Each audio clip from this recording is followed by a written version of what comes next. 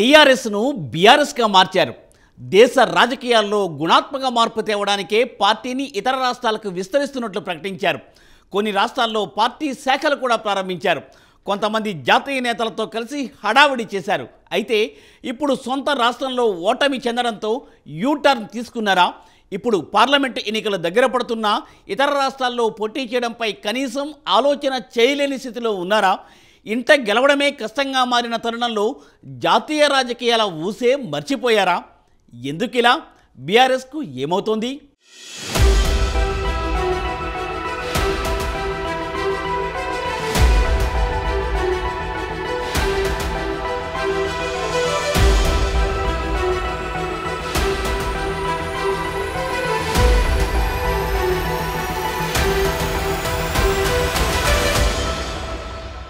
తెలంగాణలో ఓటమి చెందడంతో బీఆర్ఎస్ డైలమాలో పడినట్టు తెలుస్తోంది. రాబోయే లోక్సభ ఎన్నికల్లో తెలంగాణ వాదమే వినిపిస్తామని తెలంగాణ ప్రజలకు భరోసా ఇస్తున్నారు. కేసీఆర్ ఎంతో దృష్టి పెట్టిన మహారాష్ట్ర వైపు కన్నెత్తి కూడా చూడడం లేదు.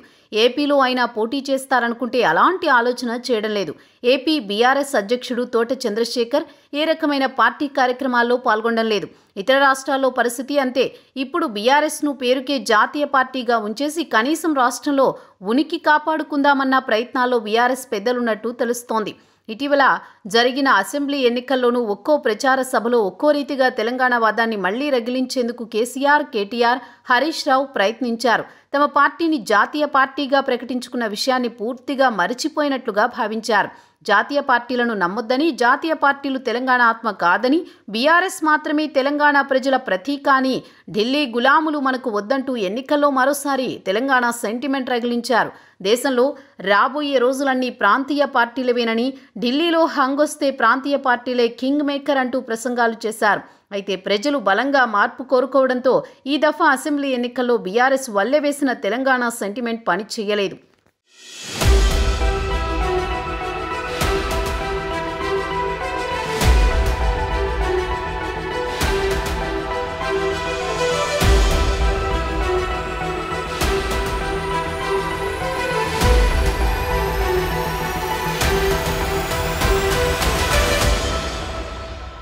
బీఆర్ఎస్ జాతీయ పార్టీ కాదని తెలంగాణ పార్టీని అన్నట్లుగా కేటీఆర్ మాట్లాడుతున్నారు. జాతీయ పార్టీలైన కాంగ్రెస్, బీజేపీలు అన్ని రాష్ట్రాల మాదిరిగానే తెలంగాణను కూడా ఒక రాష్ట్రంగా చూస్తాయని, అదే బీఆర్ఎస్కు తెలంగాణ అస్తిత్వానికి కేసీఆర్, బీఆర్ఎస్ ప్రతీక అని చెప్పుకున్నారు. ఇతర రాష్ట్రాలకు విస్తరించాలని తమకు ఉన్న తమ ప్రధాన కేంద్రం ఎజెండా తెలంగాణ అంటూనే జాతీయ పార్టీల ఎంపీలకు తెలంగాణ పట్ల ప్రత్యేక గౌరవం, ప్రేమ ఉండవని, తెలంగాణ గళం, బలం బీఆర్ఎస్ మాత్రమేనన్నారు. ఇదే సమయంలో తాము చెప్పుకున్నట్లుగా తమది కూడా జాతీయ పార్టీనని, తమ పార్టీ ఎంపీలు కూడా జాతీయ పార్టీ ఎంపీలేనన్న సంగతిని మర్చిపోవడం మరో విడ్డూరకర అంశంగా విశ్లేషకులు అంటున్నారు. బీఆర్ఎస్ నేతల వైఖరి అందితే ఢిల్లీ నినాదం, అందకపోతే తెలంగాణ సెంటిమెంట్ అన్నట్లుగా తయారైంది. మరోసారి బీఆర్ఎస్ జాతీయ పార్టీ అంశమన్న సంగతి నుంచి తమది ప్రాంతీయ పార్టీయేనంటూ స్వయంగా బీఆర్ఎస్ నేతలే యూటర్న్ తీసుకుంటున్నారా అన్న అనుమానాలను రాజకీయ విశ్లేషకులు వ్యక్తం చేస్తున్నారు.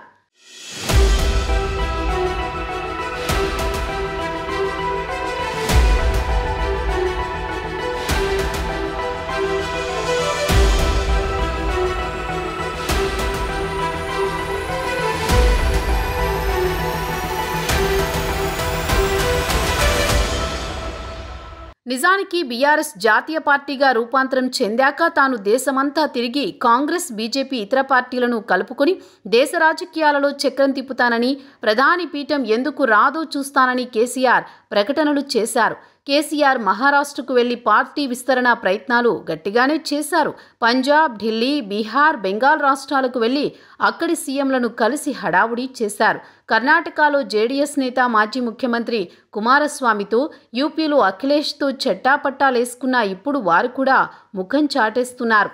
రైతు ఉద్యమంలో మృతి చెందిన పంజాబ్ రైతులకు, గల్వాన్పూర్లోని అమరుల కుటుంబాలకు చెక్కులిచ్చారు. దీనికి సంబంధించిన ప్రకటనలు జాతీయ స్థాయిలో ఇచ్చారు. జాతీయ రాజకీయాల పేరుతో కేసీఆర్ ఎన్ని రకాల ఫీట్లు వేసినా ఆయన కలిసిన సీఎంలు అంతా ఇండియా కూటమికే చేకొట్టారు. ఇప్పుడు తెలంగాణలో బీఆర్ఎస్ అధికారం కోల్పోవడంతో ఇక కేసీఆర్ పార్టీ వంక చూసేవారే కరువయ్యారు. అటు ఇండియా కూటమిలో చేరలేక, ఇటు ఎన్డీఏ వారు చేర్చుకోలేక గందరగోళ చౌరస్తాలో ఆగిపోయారు కేసీఆర్.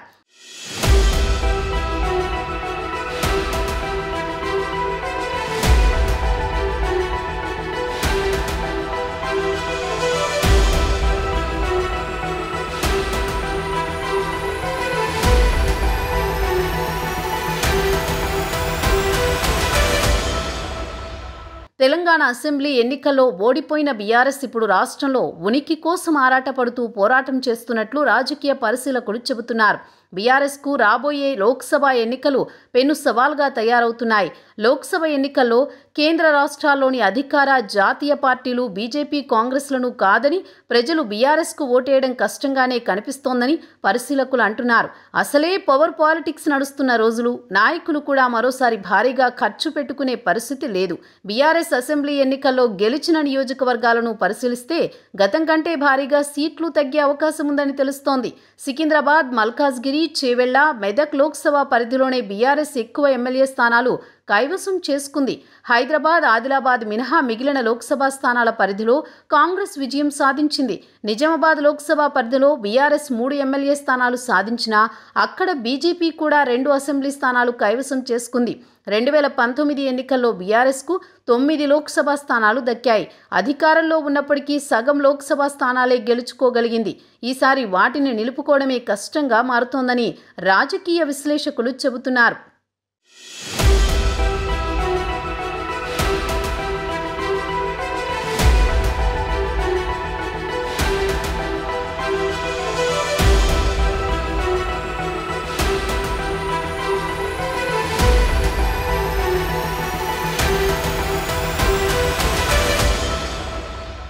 ఈ పరిస్థితుల్లో మహారాష్ట్రలో కూడా కొన్ని లోక్సభ స్థానాల్లో పోటీ చేసే మాటేమో గాని పొరుగున ఉన్న ఏపీలో తెలంగాణ అసెంబ్లీ ఎన్నికల ముందు మొదలైన బీఆర్ఎస్ నేతల రాజీనామాల పర్వం ఇప్పుడు ఊపందుకుని అక్కడ పార్టీ ఖాళీ అయ్యే పరిస్థితికి చేరుకుంటుందని సమాచారం.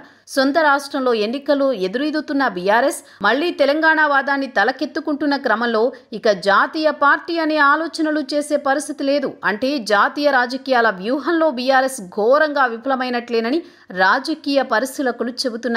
మరోవైపు దక్షిణాన బలం పుంజుకుంటున్న కాంగ్రెస్ ఈసారి లోక్సభ ఎన్నికల్లో ఎక్కువ స్థానాలు ఈ ప్రాంతం నుంచి ఆశిస్తుంది. ఎలాగైనా ఈసారి కేంద్రంలో అధికారం చేజిక్కించుకోవాలని చూస్తున్న కాంగ్రెస్ కేరళ, కర్ణాటక, తెలంగాణ నుంచి ఎక్కువ లోక్సభ స్థానాలు ఆశిస్తోంది. దీంతో తెలంగాణలో కూడా కనీసం 15 స్థానాలు కైవసం చేసుకోవాలని వ్యూహాలు పన్నుతోంది.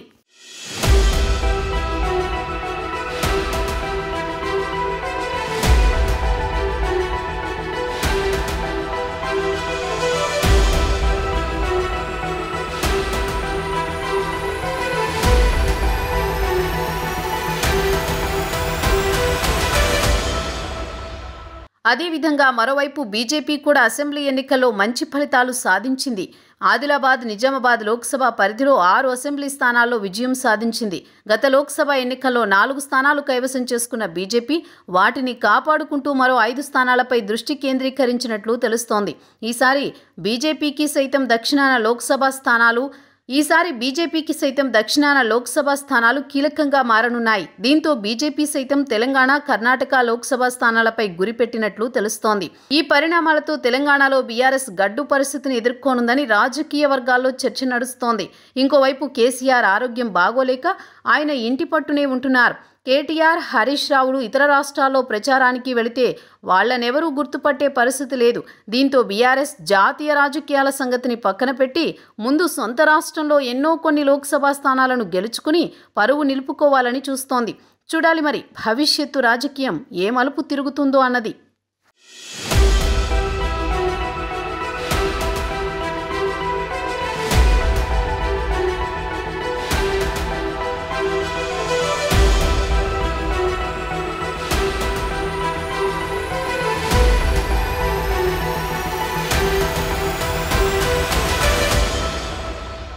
అసెంబ్లీ ఎన్నికల్లో షాక్ తగలడంతో ఇంట గెలవలేని వారు రచ్చ గెలిచేనా అన్న ప్రశ్న సొంత పార్టీ శ్రేణుల్లోనే వినిపిస్తోంది.